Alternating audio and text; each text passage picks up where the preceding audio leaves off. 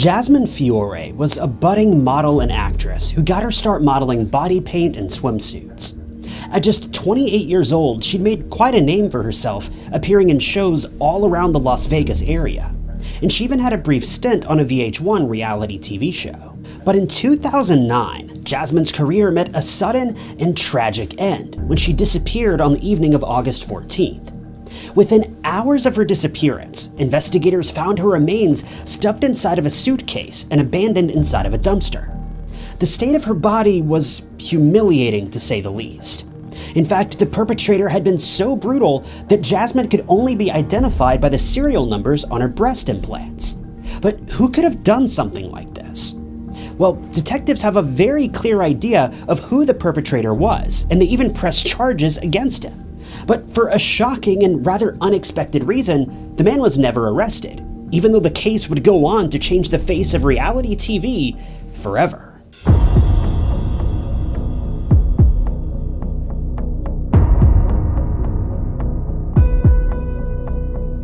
It was a little over 20 years ago when modern reality TV first burst onto the scene, and many credit the genre's success to shows like CBS's Survivor, which first aired in 2000.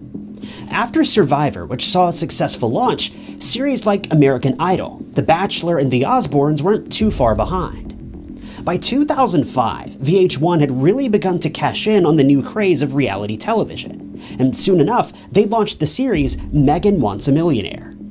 Despite the show's incredible success, though, it only managed to air for a single season before it was canceled, and it's all because of the tragic loss of Jasmine Fiore. Jasmine had a somewhat difficult time growing up because her parents separated when she was just 8 years old. This meant that her mother was forced to raise young Jasmine all on her own, living in Bonnie Doon, California. We all know how expensive it can be to live in California, so it goes without saying that the two likely struggled quite a bit. As Jasmine grew a bit older, she found that she had a love for playing football. Regardless of how inclusive the sport is these days, this was a bit unusual for a girl of Jasmine's size and stature to play such a demanding sport at that time in history. But Jasmine wasn't one to shy away from pushing boundaries. As she entered her teenage years, Jasmine found a job at a local grocery store, but all the while, she wanted to pursue her dreams of becoming a model. As Jasmine became of legal age, she began applying for modeling jobs and managed to land a few work opportunities pretty quickly. She first became a swimsuit model, and soon after this, she found work as a body paint model, working for various people at parties and entertainment gatherings. Jasmine was such a big hit with her clients that she even landed several shows at some of Las Vegas's biggest casinos. For Jasmine, everything was going perfectly according to her plan, and she was truly living her dream. She appeared on various commercials for adult services, such as adult phone lines and the like, and things were really looking up for her in terms of her career. But Jasmine knew that her lifestyle wouldn't last forever. Being a pretty smart worker, she began making arrangements for where life would take her when her job as a beauty worker eventually came to an end. So she went to school and got a real estate license, and had made arrangements to open her own gym and personal training center. Jasmine had encountered various love interests over the years, and she eventually caught the attention of Robert Hasman, a man that she truly loved and admitted that she wanted to settle down with. Unfortunately, their relationship didn't really last, and they eventually went their separate ways. And before long, she found herself in the arms of a man named Travis, and the two got engaged in 2006, but they too broke off their relationship. This brings us to 2009, when Jasmine met a fellow real estate expert by the name of Ryan Jenkins. Ryan was a real estate investor who owned properties all around the Las Vegas area, but he wasn't a big shot just yet. He was more of a small-time investor who was still looking to find his place in the business and hadn't quite made it yet. With this in mind, Ryan did his best to keep his options open, and one of his options was to appear in reality TV shows on VH1. Ryan had applied for a new series known as Megan Wants a Millionaire back in late 2008 or early 2009.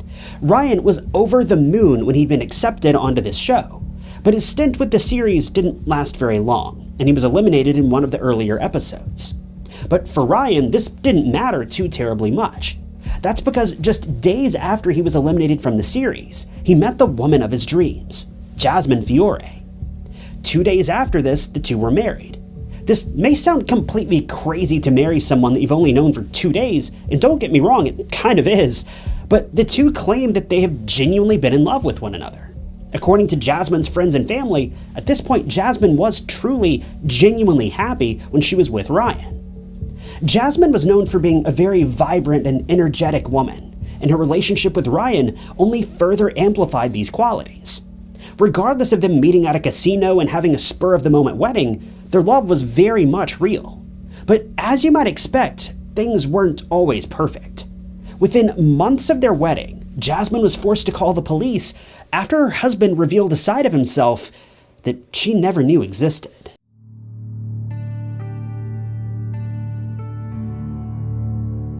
In June of 2009, just 3 months after Jasmine and Ryan were married, it's rumored that Jasmine had been stepping out of her marriage behind her husband's back. Jasmine had been speaking with her former fiancé, Travis, and the two had met up at what appears to have been some sort of party. At this event, Jasmine and Travis kissed, and this caused Ryan to flip out, and understandably so.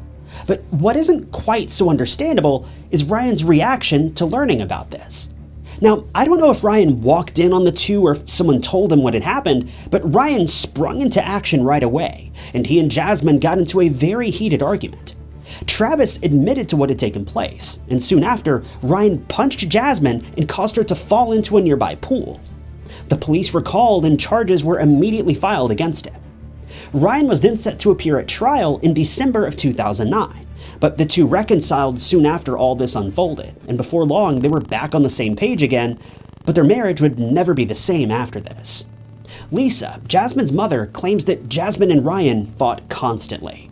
The main reason for their argument was that Ryan claims that Jasmine was never willing to let go of her former boyfriends, and for all intents and purposes, this seems to have been true. Ryan felt that if they'd broken up, that should be the end of it, but Jasmine didn't feel that way. Needless to say, Ryan was a very jealous man, but strangely, some of Ryan's jealousy and some of his fears seem to have been somewhat justified. According to Ryan's father, Jasmine had been sneaking around behind his back for months. His father claims that Ryan had told him about multiple occasions in which Jasmine would leave for multiple days at a time and never tell Ryan that she was leaving, nor tell him where she had been for all this time. Now, what we don't know is whether or not this all came about after the two had the altercation at the party, or if this was taking place when the two were supposedly on good terms. If this all happened right after they separated after the party, then I totally get it. Jasmine needed space, and the last person she wanted to be with was Ryan. But if this was all going on while the two were on good terms and happily married, then you have to admit Ryan wasn't being too unreasonable by wanting to know why his wife had been missing for days at a time. Worse yet, according to Ryan, when she would return, she would repeatedly lie about where she had been, but Ryan had never explained how he knew she was lying. To make things even more confusing, Jasmine reportedly told her mother that the two had annulled their marriage in May of 2009, just 2 months after getting married. But after multiple searches of public records, there's no proof that this statement was true. By all means, the two appear to have been married when all of this was going down. This all brings us to August 14th of 2009, the night that the lives of Jasmine and Ryan would change forever, and the same night that Jasmine's final hours were captured on CCTV, and the night that would alter the course of reality television for the rest of history.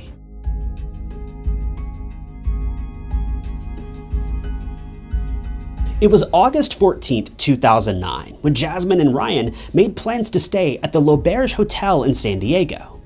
The two were scheduled to attend a poker tournament, which was some type of charity fundraiser to raise money for the Karma Foundation. CCTV footage from this evening was viewed by investigators who said that the two were seen having a great time together. Both Ryan and Jasmine were seen in the footage laughing and smiling throughout the evening. The couple left the hotel at around 2:30 a.m. on the morning of the 14th, being spotted again at the Ivy Hotel, which was a nightclub in downtown San Diego. This nightclub was the final time the two were seen together, and by 4:30 a.m., Ryan had returned to their hotel room alone, and he would check out of the hotel by himself at 9 a.m. that morning. Jasmine was never seen again. It hasn't been reported whether or not she was spotted on CCTV at the nightclub, but whatever took place at that nightclub, things don't appear to have ended well for the couple. The following day, August 15th, police announced that they located a body in an alleyway in Buena Park, California. The person had met a very, very terrible end, and detectives say that all of their teeth had been removed, as had all of their fingers, making identification incredibly difficult. Whoever had placed this body here, they didn't want this person to ever be identified. The only thing police were able to determine was that the remains were female, and they'd been crushed inside of a suitcase that was far too small. Later that day, Ryan reported his wife missing. He told police that he had last seen Jasmine around 8:30 p.m. on August 14th at their home in Los Angeles. He said that the two had attended the aforementioned charity poker tournament, visited some bars, then they'd returned home, where Jasmine dropped him off and headed out to run some errands. After this, he never saw her again. What's never been explained is why Ryan thought this disappearance, out of all the other times Jasmine had up and vanished, was suspicious. If you remember, Jasmine was known for disappearing for days at a time, but in this particular instance, he reported his wife missing less than 24 hours after she had vanished.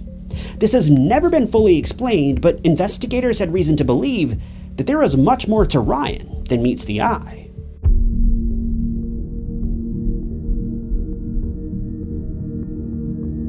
By the following day, Ryan had spent some time at the couple's home packing up some clothing and travel items. He was seen leaving their penthouse on August 16th at around 9 a.m. He then headed straight to Nevada to pick up his boat, but this wasn't the story that he shared with police when they reached out to him later that same day. He told them that he'd been in Utah and was heading to Canada to resolve some immigration issues. Around this same time, investigators had made some progress on the body that had been discovered in the dumpster. Despite the fact that the perpetrator had gone to such great lengths to conceal the identity of this person, the remains were identified just days later on August 18th. As the coroner was examining the body, he noticed that the woman's breasts appeared to have been altered, and he believed she may have purchased implants at some point, and this assumption was correct.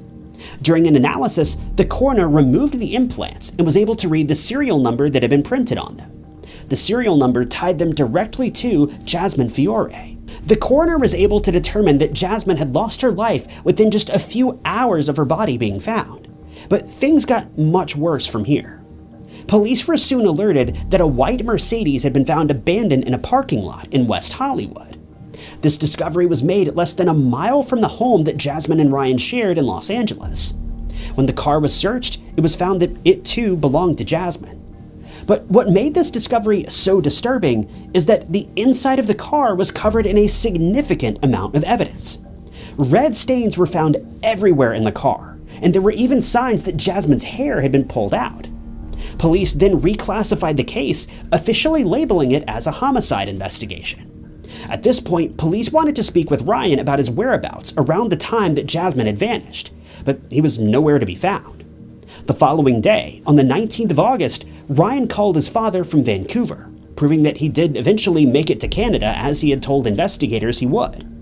It was during this phone call that Ryan's father informed him that police were looking to speak with him, and that they'd found Jasmine's body, and that they had reason to believe she'd been the victim of a homicide. At this point, police were actively searching for Ryan. For one reason or another, they firmly believed he was behind the crime, and a manhunt soon followed. Before long, investigators received a tip that Ryan's black BMW SUV had been spotted heading towards the US-Canada border while towing a boat. Police later found the vehicle at a marina in Washington. The vehicle was empty, and the trailer that it was towing was also empty, proving the boat was out somewhere on the water. The vehicle's engine was still warm though, so Ryan couldn't have gone too far.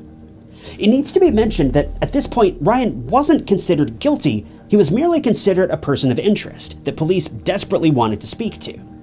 Police were so interested in getting in touch with him that the US Coast Guard and the Customs and Border Protection Agency announced that they were sending out multiple boats to search for him. It wouldn't be until August 19th that a credible sighting of Ryan finally came in. A witness had spotted someone who resembled Ryan piloting a boat near Point Roberts in Washington, where Ryan's stepmother was known to have lived. No sooner than this report came in, police announced that they had reason to believe he had crossed the border back into Canada sometime between the 19th and the 20th. This was the final straw for investigators. They knew that Ryan had been informed that police were looking for him, so to them, this was proof that he was evading capture. This prompted them to escalate their search for him, labeling him as their prime suspect and officially charging him with homicide.